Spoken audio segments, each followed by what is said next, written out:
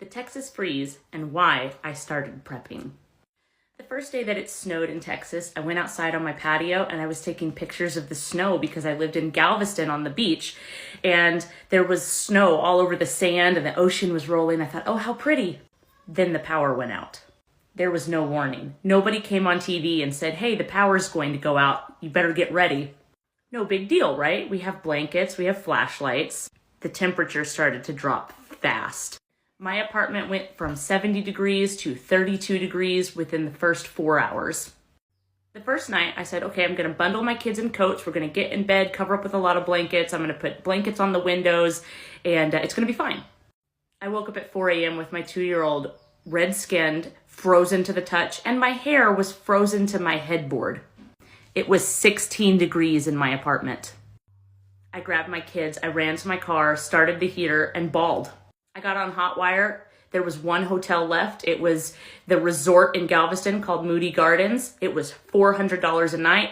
I used my savings. I did what I had to do. When I got there, there were hundreds of people at this hotel trying to get in. It was 6 a.m. and they went ahead and let me have my room. I went back to my apartment to gather some water and stuff because this hotel had no running water. They had their lights on, but no water. In the parking garage of my hotel, my neighbor was outside burning cardboard boxes trying to keep her 9-month-old baby warm. I said, hey girl, I got 2 queen beds in a hotel room. Get your stuff, let's go. And I brought her with me. She needed formula, so we went to Target. The shelves were bare. 24 hours after that first snow, after the lights went off, everything was gone.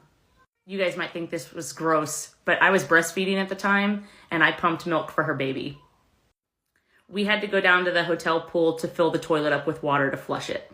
My elderly neighbor died of carbon monoxide poisoning in her apartment trying to keep warm. Then we logged on Twitter, and all over, everyone is making fun of us. Texans can't handle the cold. It's okay, FEMA's there. Where was FEMA? They were in Houston. We were in Galveston. The bridge was closed, and the gas stations were not working. You could not get gas. So for hundreds of Texans, there was no help.